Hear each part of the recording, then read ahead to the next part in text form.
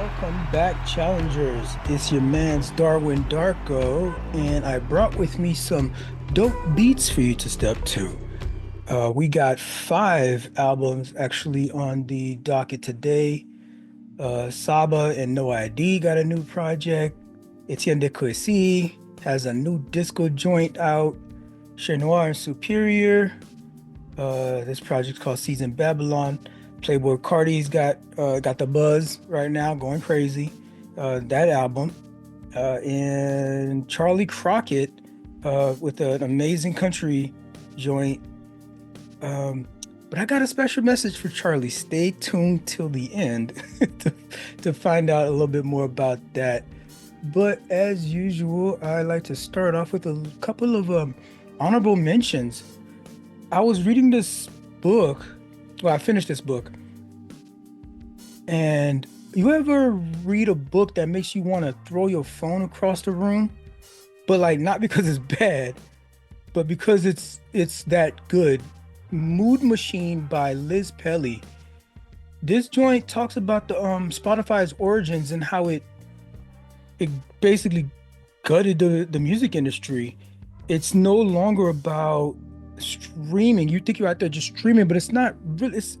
Music is turned into just like data and profits. You may recall Chaperone had she won a Grammy, I think Best New Artist, and she in her acceptance speech, she was talking about how some of them go up there and they have causes and stuff that they want to shout out, or they want to like put something out for awareness or whatnot, rather than just saying the thank yous that they go up there and I want to thank my mom and all that kind of stuff.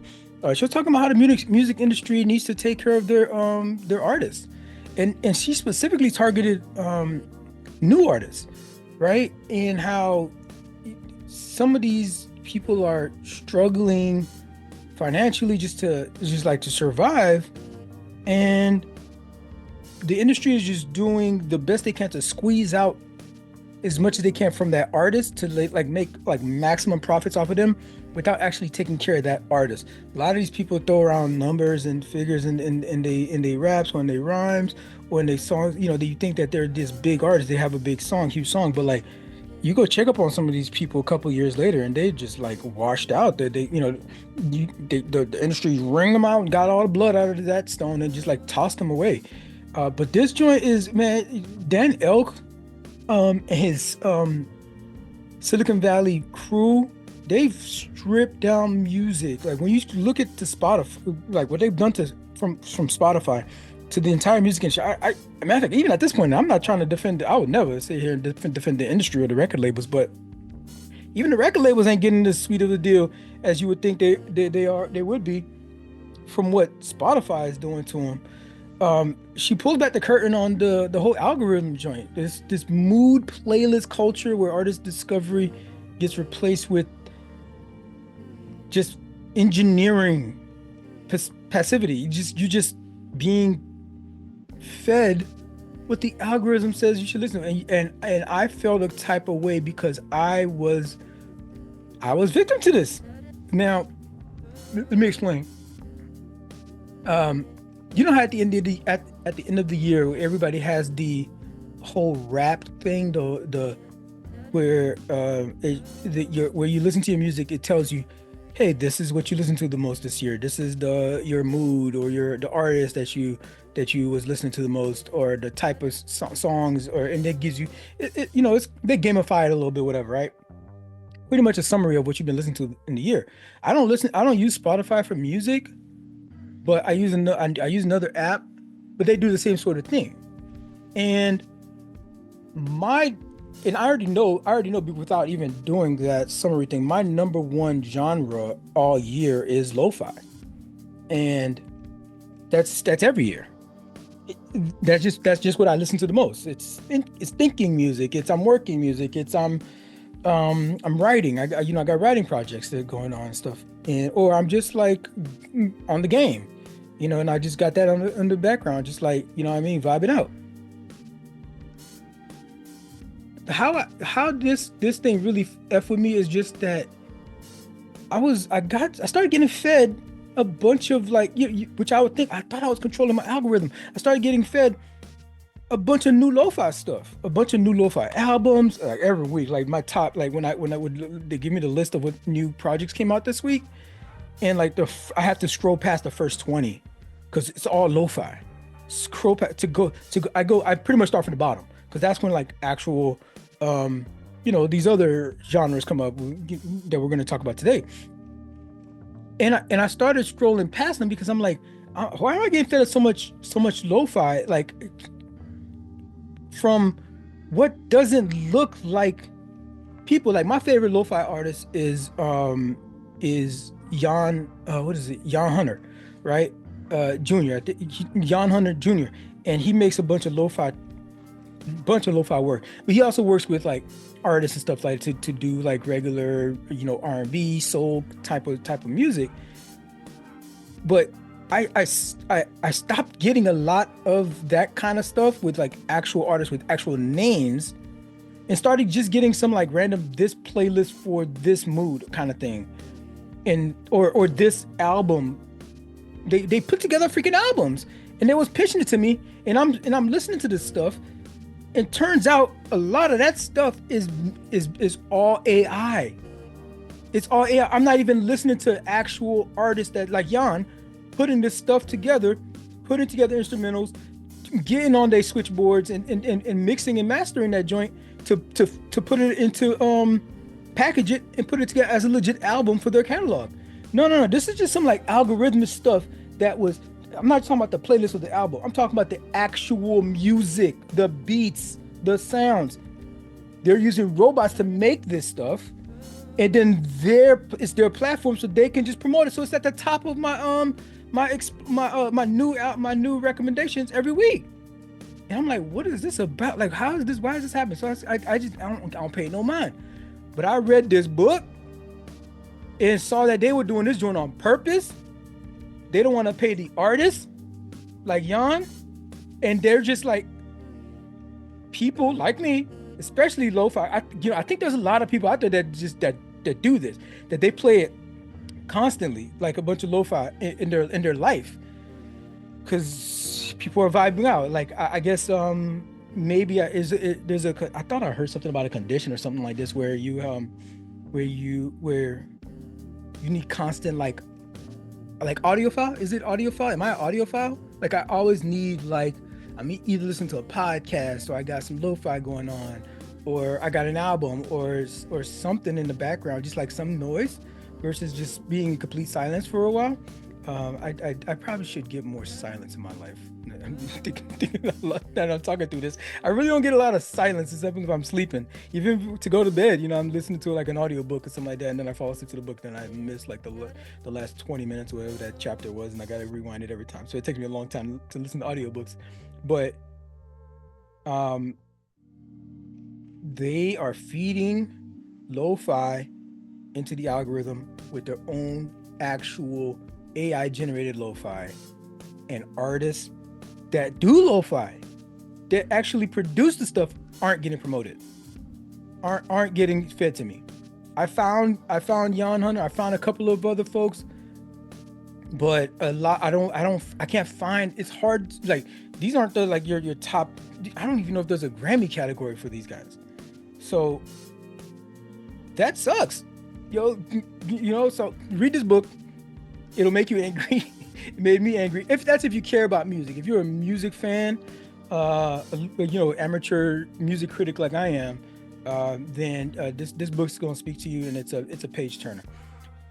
Other honorable mention is another Tiny Desk drop, Cordae. It's like a hometown hero moment for your boy.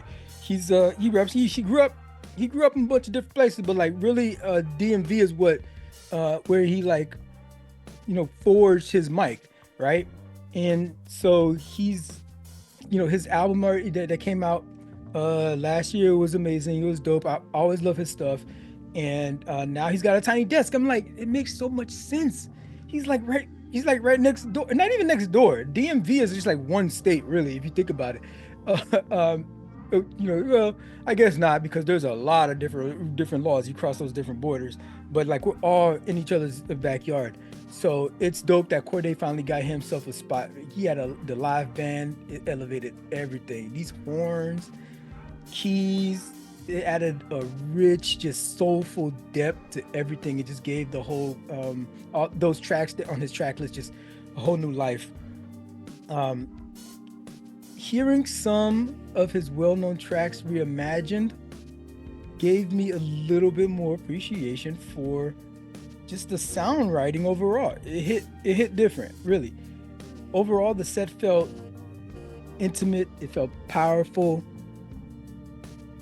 It, I mean, he was in his own space. Cordae was Cordae. He did his thing, um, and I don't want to put too much sauce on it. I don't. I really don't. But I think it was the top. I think it was probably. I think it's probably top five. Tiny Desk. I think it's probably top five. Tiny Desk. Uh, uh, Top five. I mean, okay. Okay, so I think probably like the number one. What's the number one Tiny Desk? I don't know if I could put it in all in order, but like I'm like I Usher, Juvie, SWV, oh, the Anderson Paak, Tiny Desk, and probably Cordae. I think Cordae. Yeah, Justin Timberlake was good. Ooh, TV on the radio. Yeah, it's Cordae. I'm gonna give him top five. Great Tiny Desk. Go watch it. I don't. Hey, make your own list. Let me know if I'm bugging in the comments. Like and subscribe while you're there. And but enjoy it. The band was locked in.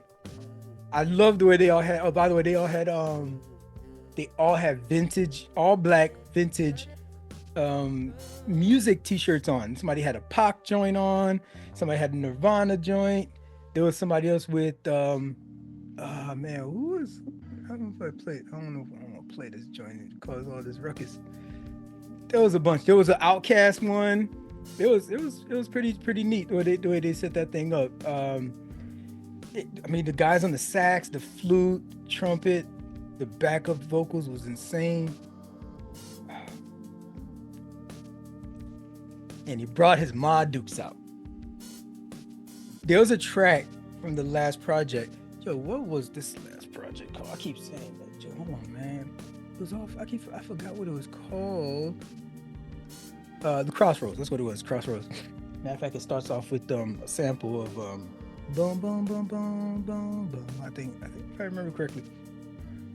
And there was a track on there where he's talking about how his mother's journey for her trying to become a music artist, and it didn't quite work out for her. And she's kind of vicariously living some of that through him.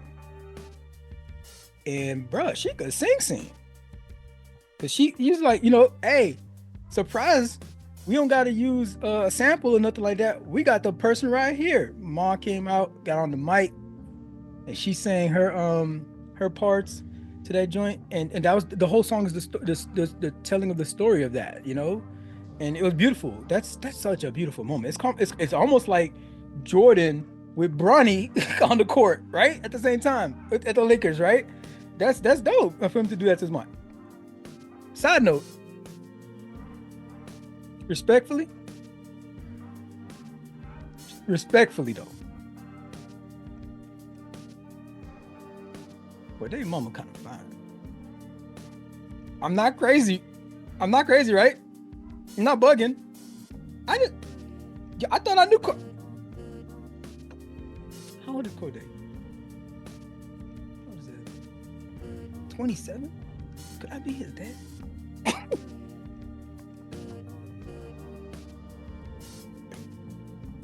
Frodo, I'll let you win.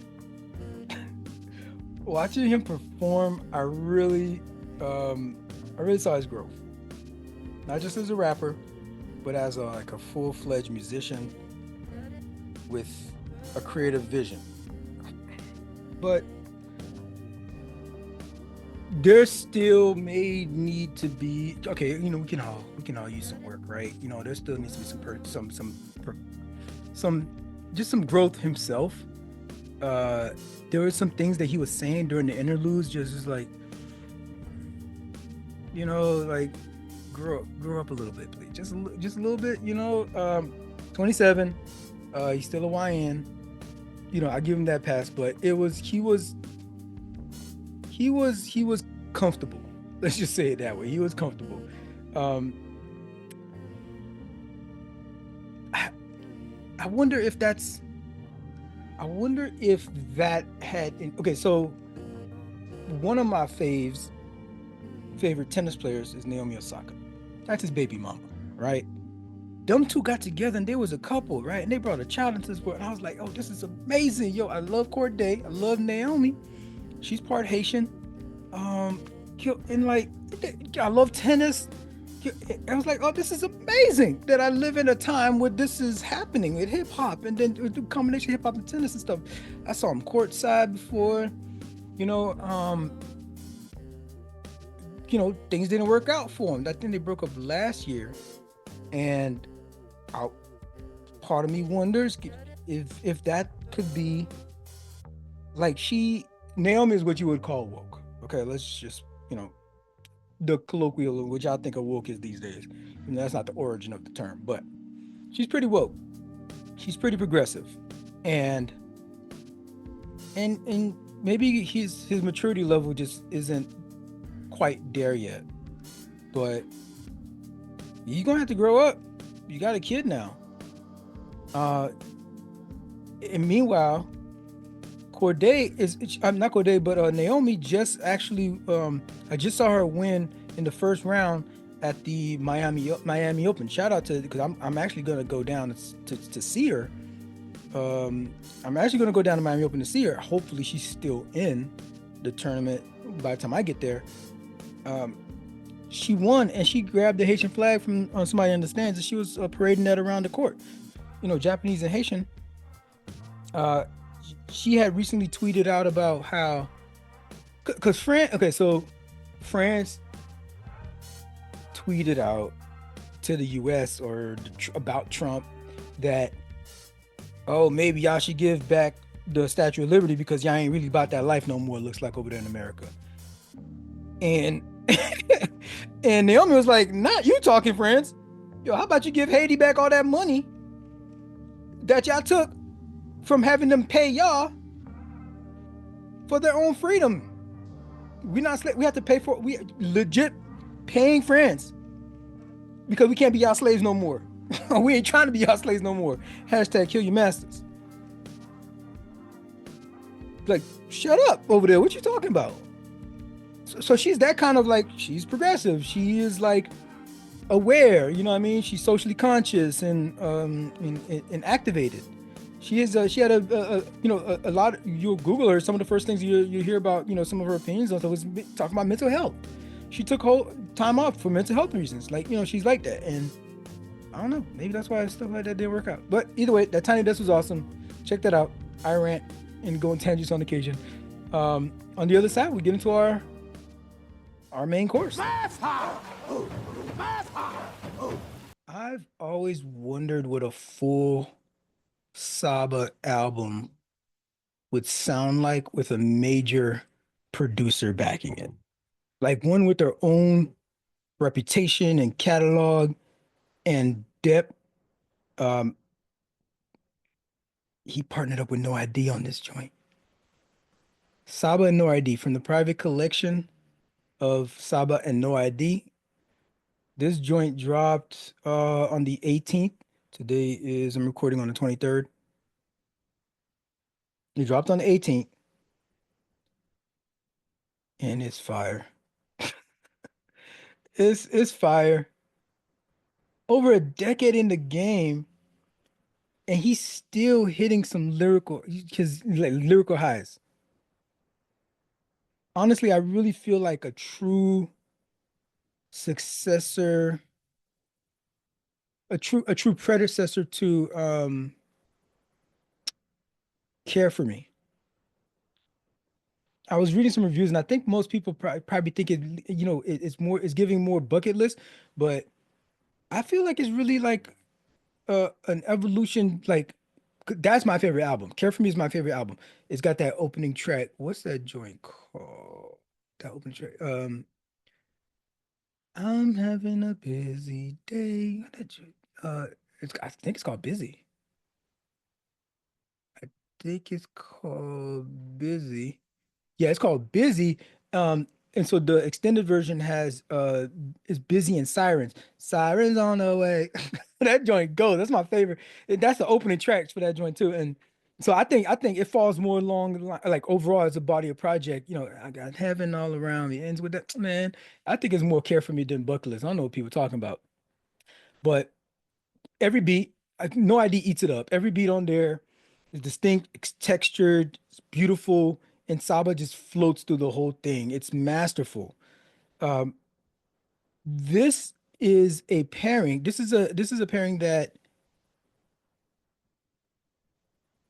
I haven't heard anything like where a producer and an artist come together like this and just they do their own thing. It's like what is it, the Coca-Cola, what was that, Coca-Cola and Diet Coke? I don't know. It's like I remember it was two great tastes that taste great together. That thing. I don't remember what marketing thing that is. You didn't you're draining on me marketing, or whatever that was back in the 80s and 90s that told us that. I mean, I'm finally getting that out of my system, I suppose. Let's talk about Crash. Crash is this it's this Crash is this smooth, buttery, soulful groove of a production. It's got warmth. And you know what else it got? It got Raphael Sadiq and Kelly Rowland on that bit. What? What? You got No ID, Saba, Sadiq, and Kelly Rowland on the track, and you haven't pressed play yet. You haven't pressed play yet. That's magic. That's freaking beautiful. No ID is bringing that nostalgic early 2000s vibe, but it still feels new and like timeless. Meanwhile, meanwhile, Kanye is having another public crash out. Remember that line? No ID, my mentor. This is who Kanye was talking about.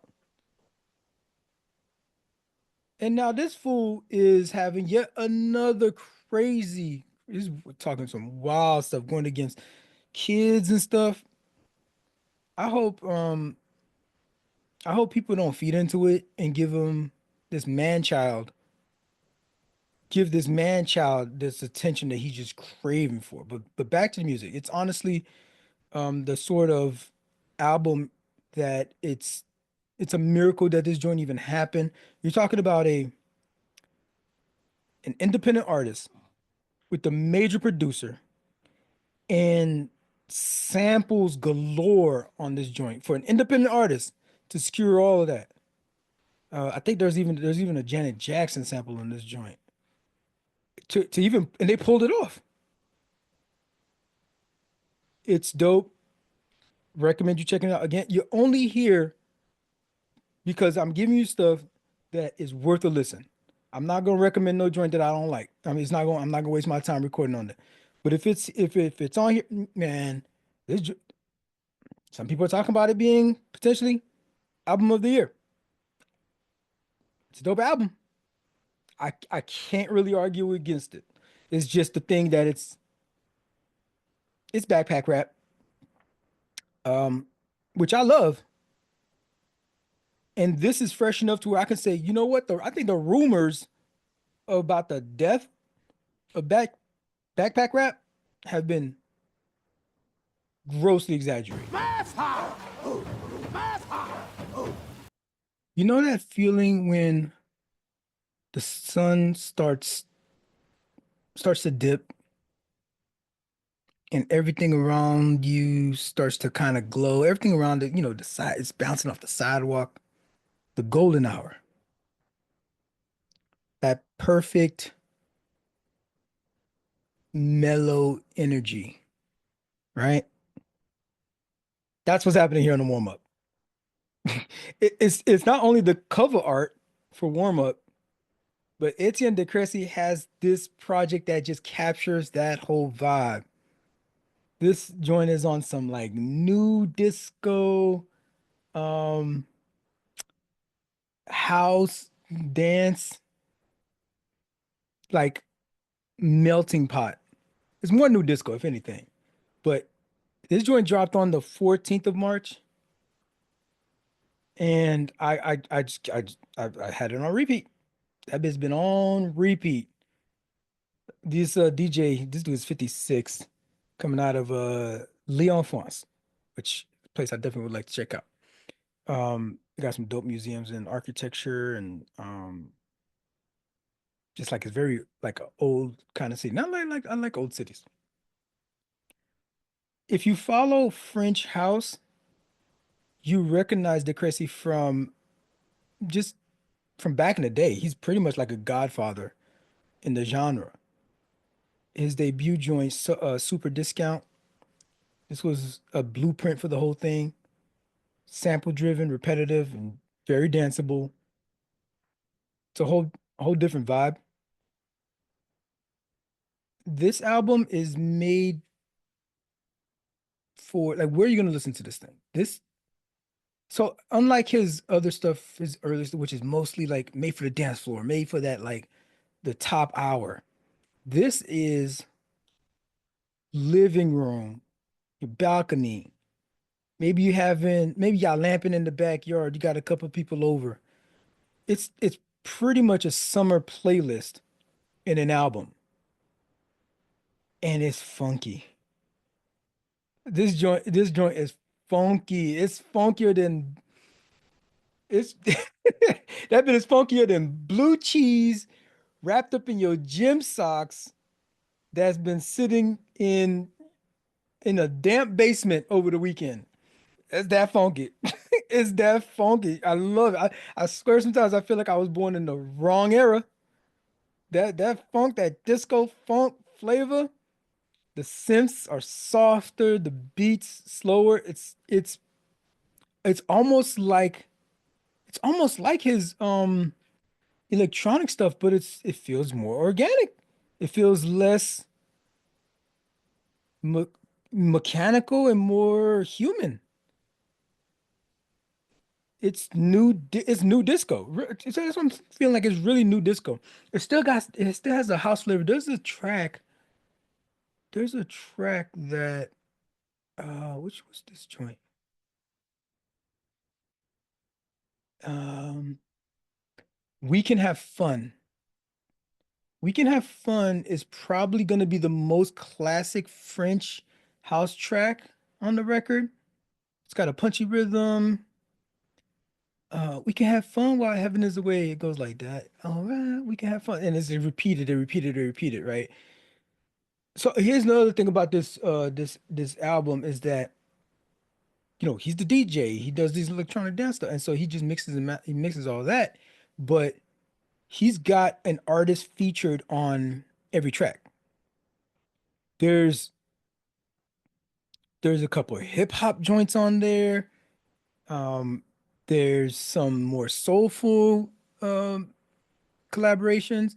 He did all these beats and he hollered at these artists and he was only rule he gave them was do your thing. That was his rule. Go do your thing. And and they did. They it all seemed seamless in all of the tracks. They were all unique, very unique projects. Like everybody came at it different. Even what's his name? Lee, is it Lee? Frank Leon. He got Frank Leon, I think like on two or three of these joints. Yeah, on three of them, and he even switches it up each time. So got some diversity in sound, got diversity in the way that he approaches, and it all works. It's all amazing. Um, Outside of that one, we can have fun, which is more his traditional style. Everything else is surprising. That's the one that's not so surprising. So I definitely say you check out With You, check out Monte Carlo. What's my favorite? My favorite on here is Small Screens. On the small screen. Boy, that's my joint right there. It's a summer playlist. It's not, but it's an album. So you don't even need the playlist. Boom, just rock this album. You're good to go. It it's an album made to experiment, and it was an experiment, and he did the thing. I talked about that sunset, which is the cover art. His vibes, the vibes is like that. It's if you're winding down your day, or if you just want like uh I imagine, could you imagine, like if you have like, when people go like the wrestling entrance or the boxing entrance, they got that song, that background music that plays for them when they walk into a room. This is what you want for your whole weekend. Run all your errands and have this playing in the background music every time you wherever you go. This is it for the whole weekend. And there's no skips. So there's that. Chez Noir delivers a lyrical masterpiece on this joint, Seeds in Babylon. We're talking sharp bars, emotional depth, spiritual reflection. This is some of her most powerful storytelling yet. And Superior is the producer on this. It's the album. It's credited that it's Chez Noir and Superior. So it's like it's a collab. Credited as much. And it's it's he builds these cinematic textured worlds in each track. It's hip hop. It's almost like gospel hip hop. I mean, well, I mean, I know rap, I know Christian rap is a thing, but it's not that. It's powerful. The words like revelation, it's saying here, sovereignty, the track, some of these tracks, um, Destiny Rose, talk about that in a second. It's it's the gravitas of the grandeur and high level of mastery that Chez Noir is delivering here. It's not fair. It's not fair how not the same amount of people that know about Doechii should know about her. And Doechii is dope. And I'm okay. If I'm being honest, the one thing that really, I guess, with Doechii came to mind why I said that is I think Doechii is dope. I really don't want to be a prude, but like because I respect hip hop so much, I'm into hip hop for the bars. I'm here for the stories. I'm here for the artistry. And Doechii is she came out on stage with Lauren Hill brought her out on stage. Doechii is naked in half of her every time I see her on any performance. She's damn near naked. If she's not, she's gonna be naked by the end of that song. She doesn't she doesn't have to she doesn't have to sell sex to be considered dope. Doechii's got the bars. She doesn't have to be some of these other female rappers that are just like they're not that good, but they sell sex. They're always half naked. They're only talking about, they call them pussy rap. They call it pussy rap. There could be a space for that. I could hear a couple tracks about that and be like, yo, do your thing. Big yourself up. If you got it, flaunt it. But like for that to be your whole identity and for that what you bring to hip hop, I don't respect it. You're just a you're you're just the OnlyFans model with a beat, really. So I would appreciate Doechii more if she leaned more Lauryn Hill and Missy. And Missy talked about all kinds of crazy sexual shit. But she didn't have to present herself like, yo, look at my ass, look at my body, like pay attention to me, kind of thing. Like no, like people are gonna lose. People, I think a lot of people may lose the message of what Doechii talking about by some of the presentation that she just keeps on this joint, and like ain't nobody talking about it. But and also the fact that it's the whole BBL thing too. She's had the work done. She talks about it, and it's like, okay, like can we get to the bars? Let's just stick to the bars. You just This is distracting. And Shay Noir doesn't do any of that crap. Shay Noir is here for the work, for the artistry, for I guess I'm just a little too intellectual for some of this stuff, I suppose. But got Playboi Carti coming up later, so we'll talk about that. We'll get there. I can appreciate the art in the different forms that it comes in, and I don't think Shay Noir gets the love and the flowers that she deserves. I think this is like her 10th. Is this like her? Yeah, I think she's had more than 10 projects. Two, three, four. I think she had two last year. Uh, Six, seven, eight, nine, 10. I think this is her 10th project. Yep, I think it's her 10th project, and she don't get enough love. This album is amazing. There's no fillers, no fluff. It's just focused, high caliber stuff from. I rhyme. I didn't mean to do that, but from start to finish, she balances vulnerability. Um, Her confidence brings personal narratives. Again, we're going to talk about Destiny Rose. This may be her strongest project since Noir or Never. It's not trend chasing. It's rooted in purpose, authenticity, longevity. It's a reminder that hip hop has a soul. This one, what is this? The interlude. Interlude. For those of you who love underground rap, um, you know that Ka passed away last year, back in October. That whole interlude is Ka talking about his love for the craft. And she's got him on here. She's got Ka on here. Yeah. If you go back and go back to the catalog and watch the episode that I did with about Ka and his project before he passed, that joint hit me hard. I love seeing the people who got respect for the game like that, respect for hip hop like that. What's that? How that joint goes? Hip hop saved my life. You know what I'm saying? So R.I.P. Ka. I'm not gonna tell you all he talks about that, but he's talking about, man. This is art. This is art they're out here creating. This is what Shay Noir is doing here.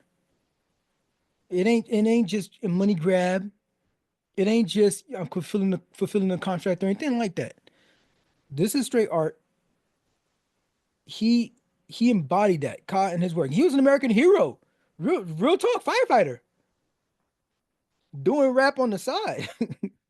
What he doing firefighting on the side to pay for to pay for his livelihood. But they don't pay independent artists. They don't pay independent artists like that. So Saba had to do it on his own. We got cats like they end up. Kendrick's independent now. With PG Lane, the guy's own thing now. But you got to get it out the mud. If you're an independent artist, real hip hop can be so beautiful. I these are our modern day poets. We're not appreciating it now, but 100 years from now, 150 years from now, I mean, when we were talking, okay, so right now what, at our high school we had what, the Langston Hughes, the Shakespeare's, the Maya Angelou's, these things we studied and we heard about and we were taught in school. They were probably just in. They weren't anything that was really celebrated like that. They were making bands and money and living a whole life based on that alone. Mozart, all these people. We're still listening to Bach hundreds of years. This is poetry in the version of what it looks like in the modern era. And there's some poets out here that are putting out some classic joints. And this is this is gonna be a classic. But I'm gonna say this though. Like Kendrick said, this joint is 22 minutes. It's not enough. Well, it's here after years of delay, pushback after pushback.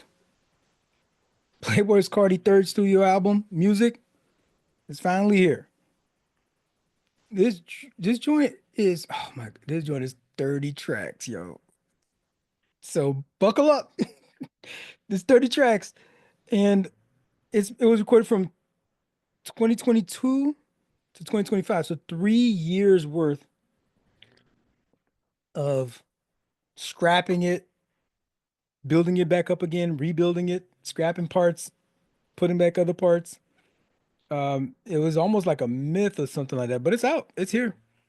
Um, Before I get started, let me be real. Cardi's music is not meant for me. It's not really my vibe. It's not really my style. Like I love music in general. Particularly love have a crazy love for hip hop in all its forms. In all its forms. So I can make space for Cardi to exist within hip hop, bringing new and young listeners to it, while at the same time recognize, okay, it ain't for me though. It ain't for me though, but I can see what you're doing there. But to be honest, a lot of his stuff, like it was hard for me to get to. I can see what you're doing there. So I never really. I played a couple of tracks from a couple of his previous stuff, and like I was like, okay, this ain't for me. I don't get it. I just don't get it. But this one, I gave it a try because that's the least I'm gonna do. I'm at least give it a try, and it got it hooked. It's got it hooks. It's hooks in me. Now I will say I did need a stretch break every few tracks because this is YN music, straight up. Ain't like it's a lot of energy. It's a lot of energy, and it's a lot of tracks to make it through. The guest list is absurd. We talk Travis Scott, got The Weeknd, Kendrick, Skepta. Bro, this is like the Avengers of rap in this joint. In the production, yo, this dude put together a fantasy league of producers here. Metro, uh, oh man, he's got like 30 producers on this thing. Young Izzo did most of the stuff. Young Izzo really gave it a. I like what he did with it because he really gave it a. Lil Uzi Vert is another freaking. Yo, everybody was on the. There's 30. I don't like that. I don't like that. I'm okay. One critique is that some of these new artists be having so many producers on their joint. There's like 30 producers on this thing. Well, it's 30 tracks. There's more than 30 producers actually. Some of the tracks have like three, four producers on one track. What happened to like, yo, my GOAT DJ, that's my DJ, and that's my DJ. Me, him, we go, boom, one on one, and we go through the whole thing. Maybe you get a guest appearance by another producer for one or two tracks, or help out on something. But like, yo, it's a lot of producers on this joint. Everybody in the industry is eating. Basically, everybody got a paycheck because this project actually is doing crazy numbers. So okay, I guess if you want to like just have like a potluck of an album, This is what it is. We're gonna Cardi is top billing, so we'll say we'll say it's a Cardi album, but everybody is eating on this joint. And did I mention Kendrick? Kendrick has three tracks on here. Three. How did you pull that off? From the run that Kendrick just came off of, he's still kind of on because they ain't even going tour yet, which I will be at the tour in June when it comes through the area. So him and SZA, love SZA. So that's gonna be dope. But you got Kendrick on three tracks on here. I'll be honest, it did catch me a little bit off guard. It did catch me a little bit off guard, but I wasn't tripping. I got over it real quick. Um, Cardi doesn't have the most stellar reputation, so to speak. Uh, so you got Mr. Morale,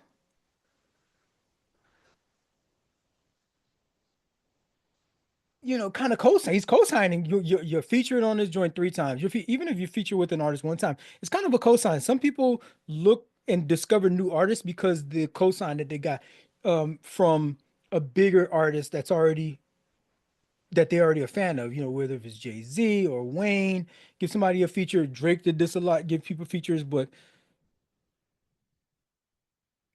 you know, okay. So speaking of Drake,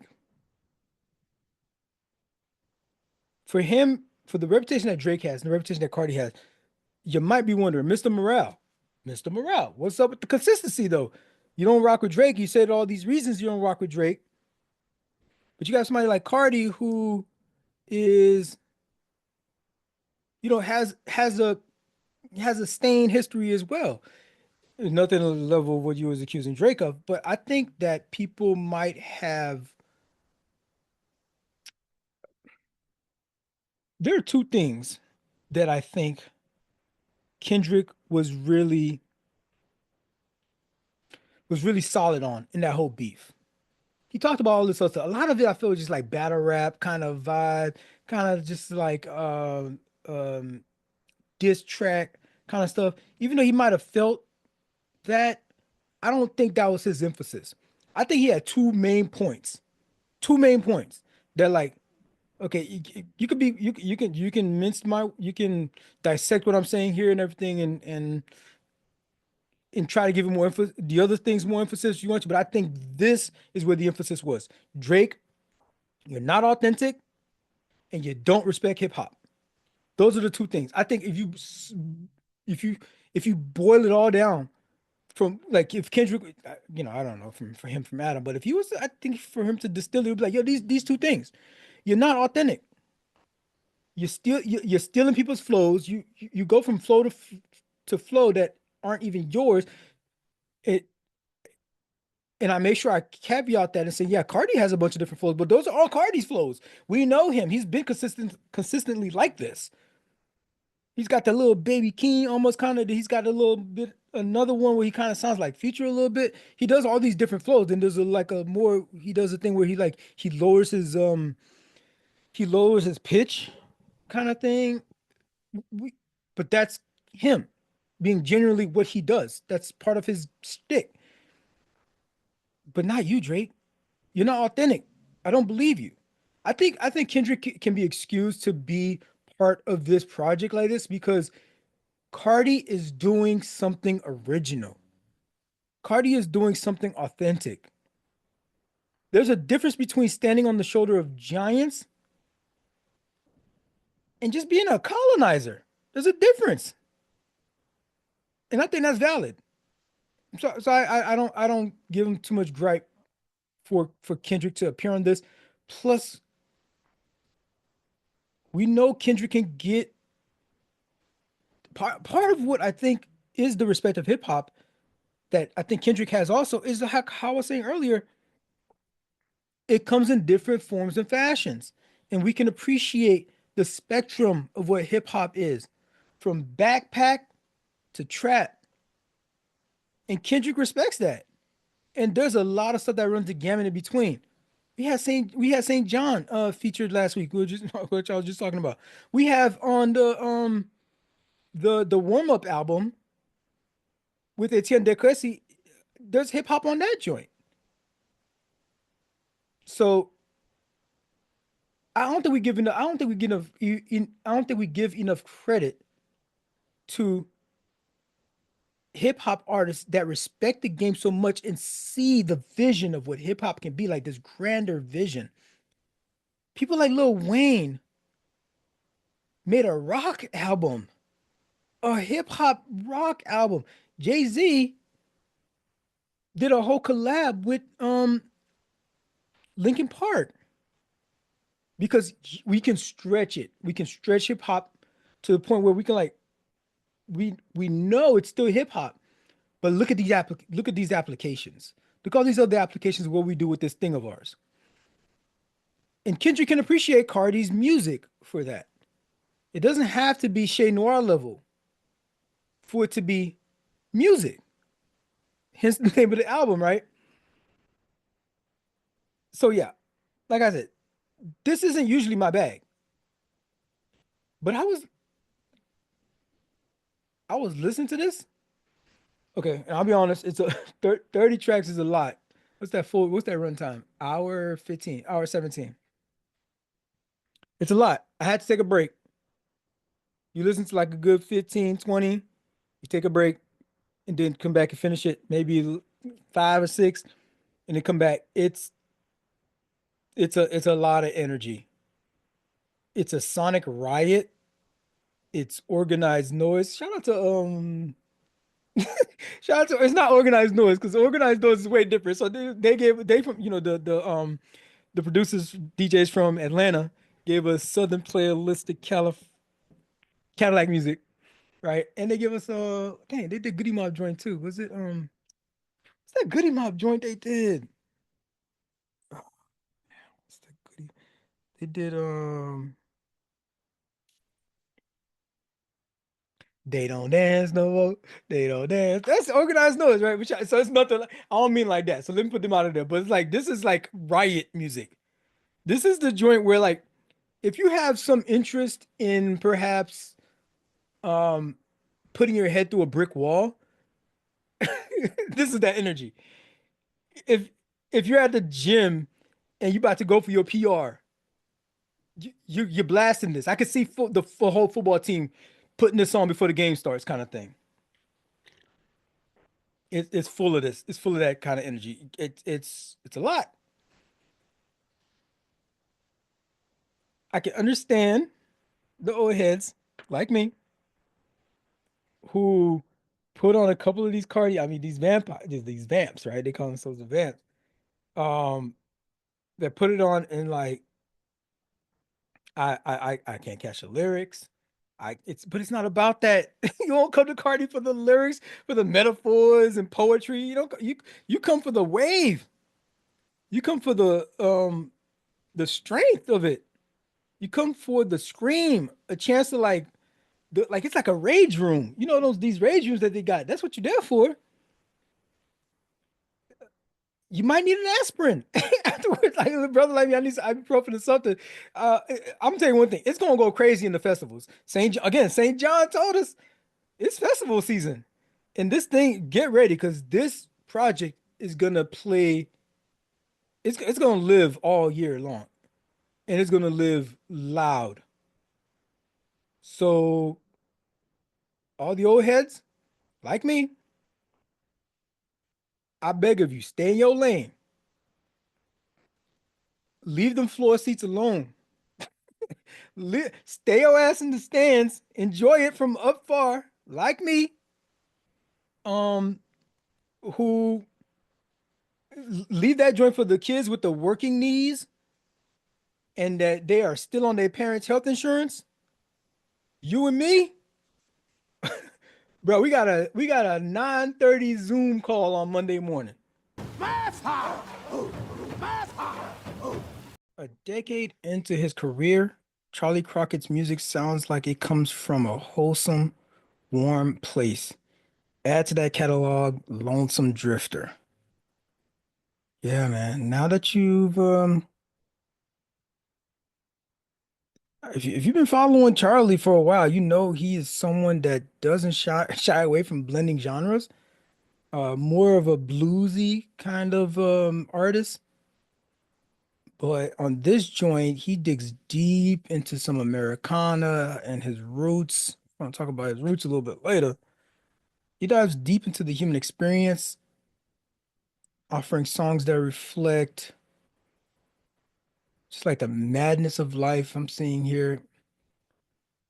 Lonesome Drifter, obviously the title track, that joint, Game I Can't Win, the death of Bill Bailey, the death of a friend on there. Bill Bailey could be a real person, and that might not be the name, but like the highs and the lows and everything in between. It's since the opening track, you can tell I'm listening to that joint. I'm like, yo, did somebody pull this thing out of a one of those time capsules or a vault? Uh so Lonesome Drifter, speaking of vault, Lonesome Drifter, he might, I think Charlie might be a gamer. Charlie might be a gamer. I don't know. Um, let me know in the comments if you think he's a gamer. You know what I mean? Charlie, if you listening, you know what I mean? Let me know in the comments. Like and subscribe while you're there. But the Lonesome Drifter is a character from Fallout, the New Vegas joint, and and he's a cowboy type archetype with the guitar that just like nomad kind of thing. And he's not a main character, but there's a little storyline. There's a little side storyline there. If you like explore the Lonesome Drifter, his dad, his father, he talks about, okay, you go through his uh it's been long enough. It ain't no spoiler, but like you go through his through the prompts and you find out his dad is I think he's called the Mysterious Stranger. So who's in some other spot in the whole game, and you can end up getting him as one of your like friends or tags. I don't remember what they call that joint on your team. You get him on your team, and he's got this 44 Magnum that's just nice with it, right? Yo, I saw him one-shotting Death Claws. Yeah, a one shot that with that 44. So, maybe you go back and play that joint, but I think he might be a gamer. Alongside like everything, the whole aesthetic of this project takes on the whole vibe of the Lonesome Drifter from the traveling the wasteland and the deserts. You go to look at you gotta go check out the music videos. That's what you gotta do. Coincidence? Maybe. But it's a fitting name for a fitting kind of thing for Charlie because he's kind of a wandering soul a little bit with all of this. Um, Almost like he could almost be a time traveler. The music really sounds like it was written 50 years ago, but somehow it still feels fresh. It's like I wish sometimes like I could get some of these like some of my oldie favorites. Just give me some new joints. Just give me some new joints. That joint would be, but it could still sound like because I know freaking Smokey Robinson put out some joint, and I was like, oh, that ain't what I needed from that. That's not what I needed from Smokey. I listened to My Morning Jacket has a new album out. I'm gonna have to talk about that one. It's good, but like, it's like, oh, they still doing it, and it's new, but it's still them. It's amazing. So it sounds like that. He sounds like a time traveler, really. Um, there's classic country in the backbone of all of this. He weaves in blue guitar licks, these soulful vocals. He gives a freshness to it all that's just still it comes across authentic. It still doesn't even sound forced. I'll tell you another thing. Charlie is a master storyteller, which should be obvious. I think it should be obvious, but I think some people might disagree. I'm about to say something wild here. or you might think as well. I think it just makes sense to me. I think country music has the best storytellers.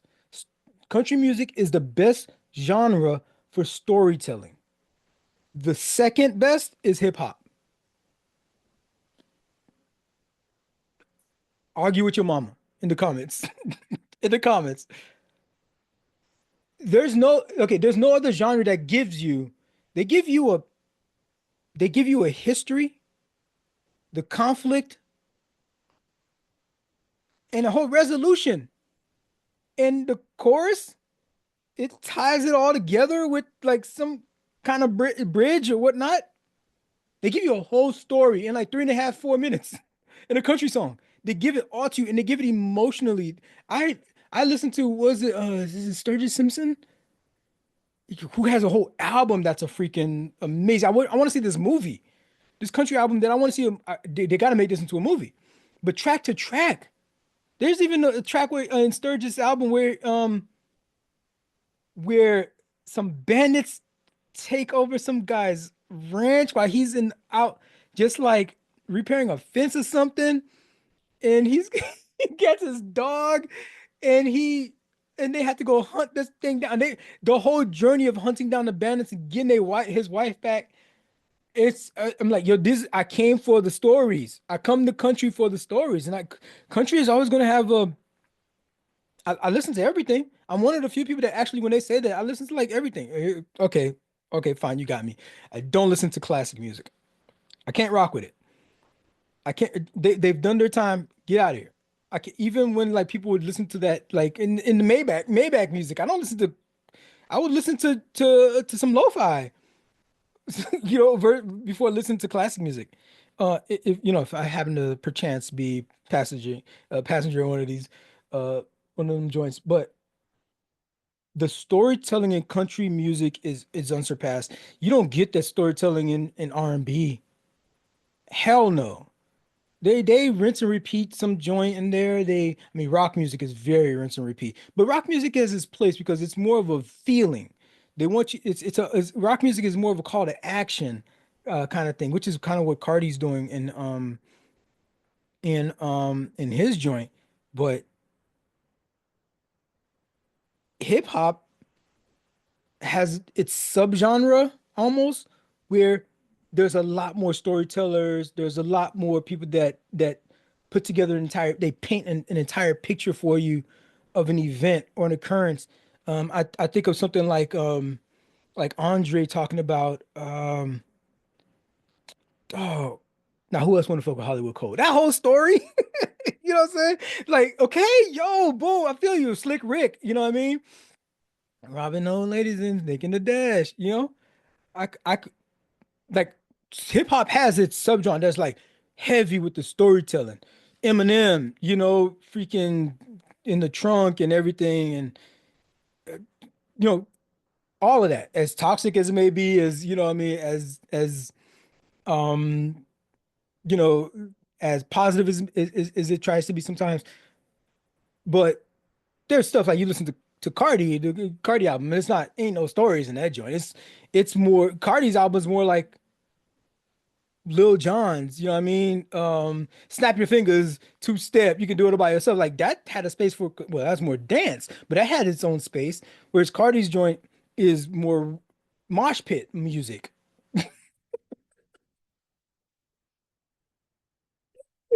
Maybach music. So he should have a tag. I'm not supposed to be talking about this other album, but Cardi should have a tag, mosh pit music. And so it's probably going to be more freaking, uh, probably more Slipknot than anything marsh pit music than the woman singing.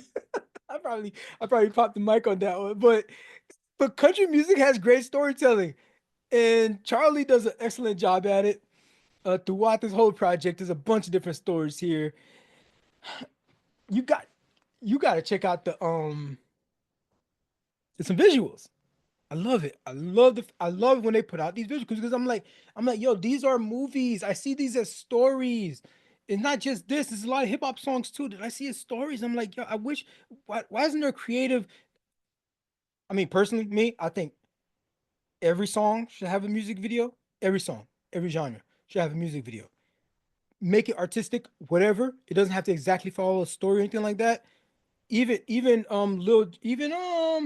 Tip Drill had a music. That was kind of easy. It was kind of easy video shit. There's not a lot of artistry there. There's not a lot of thinking going on where it's like, oh, how do I with Tip Drill? But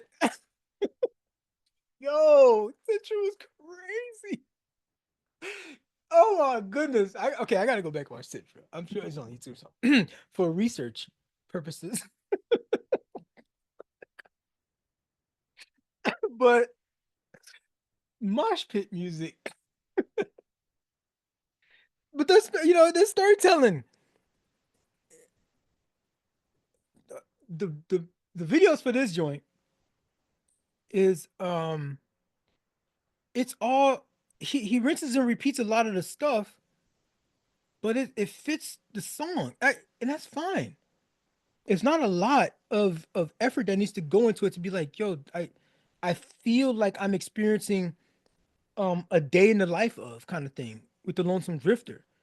Not necessarily Charley Crockett, but the Lonesome Drifter, the character that he creates in this. And this is what country music does. It creates a character. I've always had an affinity. My mom died when I was 14. And I realized the other day that I've been alive a lot longer than I've had a mom. So sometimes I'm wondering some of the memories I have of her. I'm wondering how I know how bad memory can be. Like how much of it am I making up? How much of it am I filling in the blanks? How many is true to form? But one thing I do remember is she loved her some country music. And that thing stuck with me. And it transferred to me like the DNA. And I'm always gonna have a spot for country music on my on any playlist or any hard drive that I have. It's the storytelling for me. And Charlie has been riding this journey for a number of years,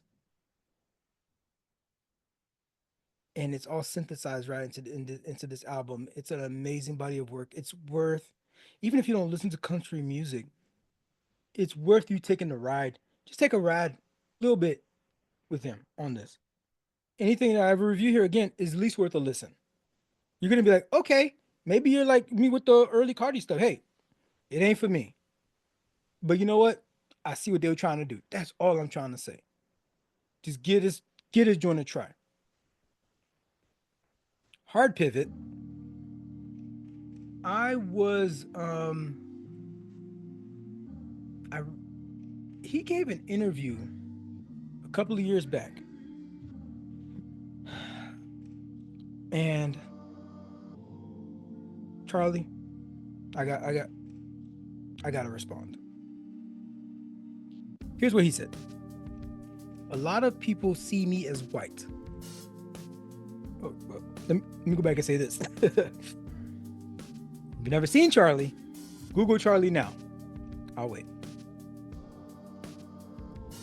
Now hit that little tab that says images.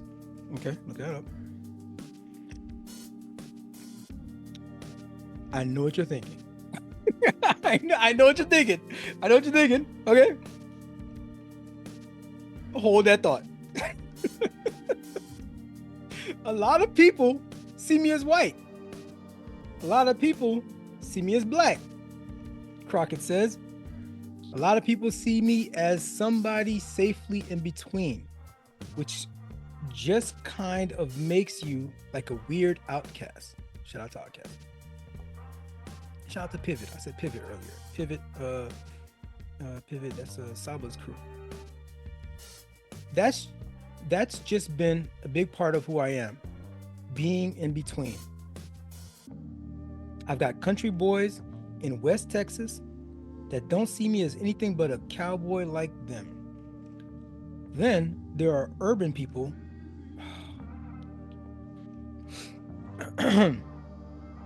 Then there are like I kind of felt it going downhill, just like like right there.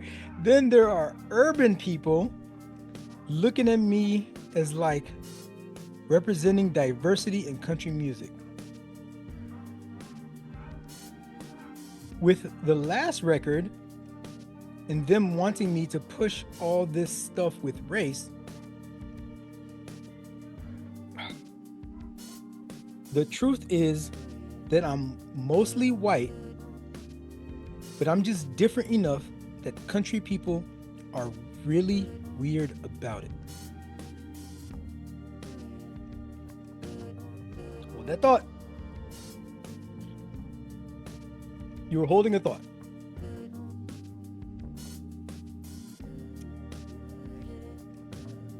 Magic trick.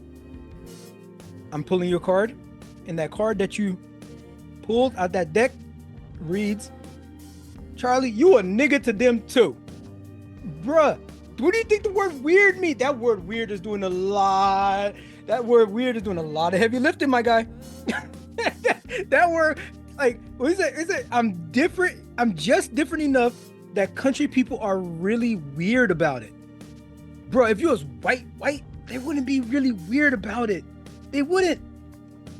Because they see you got some melanin in you, bro. That's what it is. They could see it, bro. It's being black. Okay. Let me take a step back. Let me walk off. Let me walk back off this ledge real quick for a little bit. Part of being black isn't about what you think. It ain't about you and what you identify as. Part of being black, I'm serious. Part of being black is not about what you identify as. Part of being black, I'm gonna say it's not the whole thing. I'm repeating this. It's part. How does the world see you, my guy? How are you perceived when you walk into a bank? You have a freaking song. You have a freaking song. Game I Can't Win. Great track. Love it. What are you talking about here? Let me can I play it? I'm not gonna play it, but let me see these lyrics here real quick. I know you said some joint about them boys in Nashville. They don't mess around. Better watch them when your deal goes down. Gotta play along. Let them lead you by the hand, and they love it when you don't understand. He's talking about the banks. Go look at the music video. He's robbing a bank because they're trying to fleece him on the interest rate. It was the first verse. I'm gonna rob this Mesa Verde bank. Think I'd take it just as fast as I can. That old time feeling just up and walked away. Left me with these interest rates. Your interest rate was probably different from the white boy that was not, quote unquote, they weren't weirded about, had a lower interest rate than you did. Now, you might have had a better interest rate than I did, but we are not the same. They not like us, bro. You're not walking through the world the same way they are. If you get pulled over by a cop, it's different for you. He's got a line on here in the very first song, the Lonesome Drifter joint. Another great track. We're talking about everybody working in them cotton fields a little different than it used to feel. Now, I'll give it to you. You probably wasn't in them cotton fields. Your high yellow ass was probably not in them cotton fields. I give you that. Probably somewhere in the big house with Massa in them. But bruh, you ain't white. You ain't white if they looking at you weird. You're very ambiguous. I give you that. He talked about, he said sometimes they say, it's like, what is Steph Curry doing playing country music? I think somebody said it to him. Steph Curry is another one of these. You know what? it's pretty. That's a conversation. I'd like to see I'd like to see this. I'd like to see the whole podcast, maybe like a podcast series, because there is a conversation there about these mixed race people. And in South Africa, Trevor Noah tells me in his book, great book, get the audiobook, Trevor Noah, Born a Crime, on colored. They're called colored. When they're mixed race over there, South they're called colored. Tyler has some interviews where she's like going through this whole, she's kind of going through this realization now that when you come to America, it's black or white over here. Over here, baby. So for you, Charley, hey, I wish you was like that, where you could live in this middle space, but over here it's black or white. So there's some interesting dissection that can happen there with the existence of these mixed race people, and there's a lot more mixed race people, it seems to me, that are less like,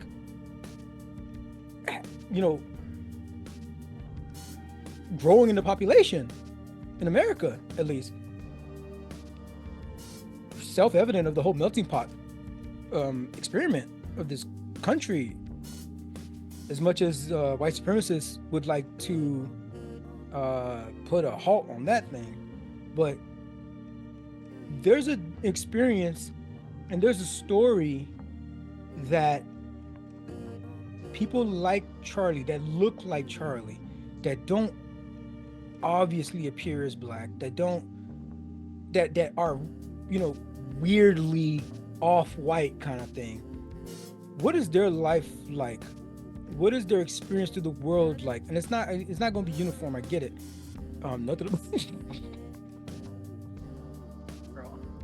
Nothing about them is uniform.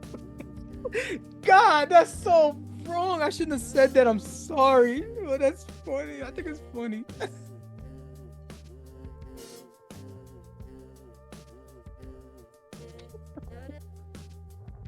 So fucked up. Sorry, Charley. I'm sorry. All right, I'm sorry. But they have a unique experience. Barack Obama passes. Everybody sees him as black. He just looks black. But I mean, like he goes through the world and everybody sees him as black. And so like, the society tells you, in your CMA crowd is telling you, they're a little bit weirded out. You know what I mean? You're not quite white. You're just different. You're diversity. And black people are like, you're one of us, bro. And they showing love. And you about to go on tour. You about to go on, man. Bro. You about to go on tour this summer with Leon Bridges. He's black. He's a country singer. Amazing album. Go check the catalog. Yeah, I found Leon Bridges a while ago. Talked about him too. Amazing artist. Amazing black country singer. Beyonce did a great job of putting a lot of black country singers on. So go through that playlist and see who else you can, if you're interested in jumping on the genre. But yeah, like Jay-Z told OJ, bro, be careful. You going on tour with Leon this summer? Country tour?